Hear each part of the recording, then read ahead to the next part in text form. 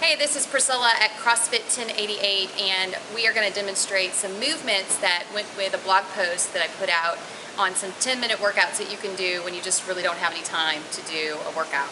So I have got Lindsay, my athlete, here to demonstrate some movements. I'm going to just go behind the camera so you can see her, and I'm going to talk through some of the cues that you want to think about while you're doing this movement. So here we go. We're going to start with the air squat, and let me get this positioned on her. All right, so she's going to demonstrate this, and she's going to keep her chest high, so do you. She's going to get those hips down as low as she can, so do you. And when she comes to the top, she's going to finish with her legs straight, standing nice and tall. So this is the squat. Going into the push-up, she's going to do a knee version first. For those of you that are going to be doing push-ups on your knees, you're going to want to keep your core tight and your butt in line with your body. And again, you're going to go down as far as you can into that push-up. If you don't make it to the ground, it's okay, but you want to go as deep as you can. Now she's going to do the feet version, so into that plank, and again, going as deep as you can, finishing with a full lockout at the top of the push-up. The next thing she's going to demonstrate is the sit-up. Now we use a tool here called the ab mat, and it puts a barrier for your back, so that you can push into the pad and utilize those muscles even more effectively. You don't have to have one of these, but it's nice to have. So what you see here is she's reaching all the way over her head, touching the floor with her hands, coming all the way up and touching her feet. So there's a nice end point and a starting point for this movement in the sit-up. The next movement she's going to demonstrate is the walking lunge, reaching her arms overhead.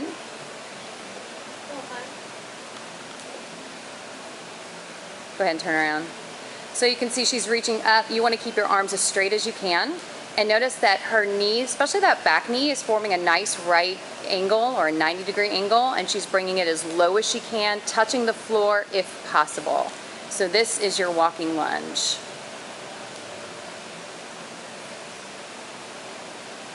The next one she's going into is the mountain climber. And as much as you can, you want to stay in that plank position, and you bring the knees up. Every knee counts as one, and you want to bring that knee as high as you can. Notice that her shoulders are staying over her wrists, so she's staying in a good alignment here, and then finishing back into that plank. Squat jumps is the next movement. It's very similar to the regular air squat, where she's lowering her hips beneath the knee crease if possible. And then when she comes to the top, a little explosion, getting those feet off of the floor. Now, you don't have to jump big, you don't have to jump for the ceiling, especially when you're doing a lot of these, just enough that you're getting the feet off the ground. Our next movement is the tricep dip. She's starting in a locked out position with her arms. She's going to bend those elbows and dip as deep as she can and come back to that full position. So right now she has her legs straight. This one's a little tougher. If you need to, bend your knees. She'll bend her knees now. And this one is a little bit easier.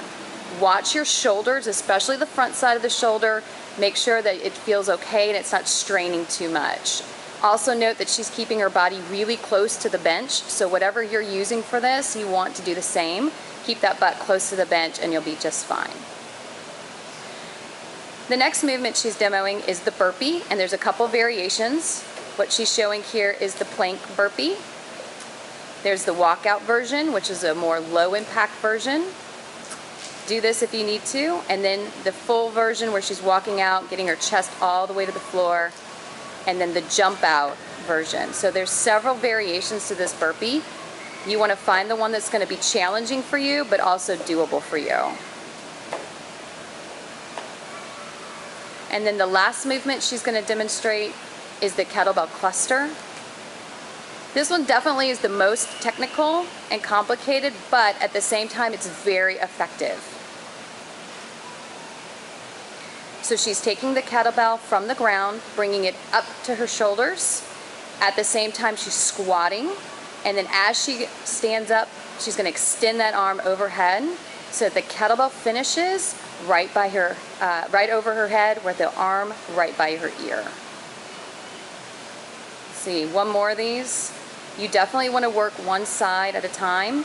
and you want to find a weight, again, that's challenging but still doable. Thanks, Lindsay. Awesome.